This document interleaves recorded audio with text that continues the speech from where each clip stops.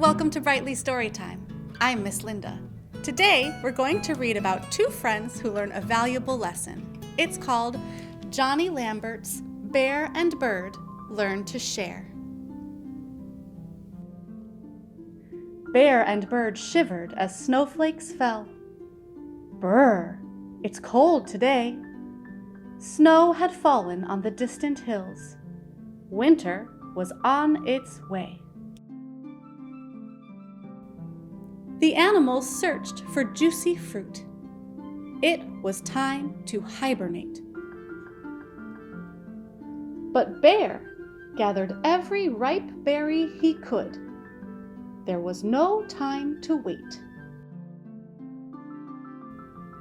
Bird chased after the greedy bear and chirped, "Others need to eat." But Bear didn't want to listen to his advice, and he made a speedy retreat. Bird was upset with his best friend. "Bear, that's so unfair. All of our friends will go hungry if you're not willing to share."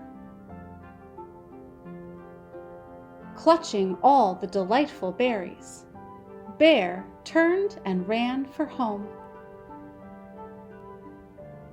"I'm a hungry bear who needs lots of food.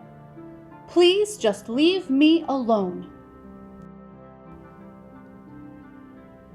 The next day, Bear looked out at the forest. It was white and dusted with snow. But Bird was nowhere to be seen. Where on earth did he go? Bear was worried, so left his cave, and he searched for Bird high and low. He scattered his tasty food, leaving a trail, and he piled berries high in the snow. Bear was sad. Bird must be starving. He's flown away, but where? Looking up, he heard a high-pitched chirp. "Thank you for the food, kind bear." All of the animals were back at Bear's cave. They'd followed the trail of food. Bear felt very bad for taking it all. He now knew it was wrong and a little bit rude. His forest friends forgave him because he really seemed to care. As they played outside in the freezing snow, Bear agreed, "It is good to share." I hope you all would share with Bird.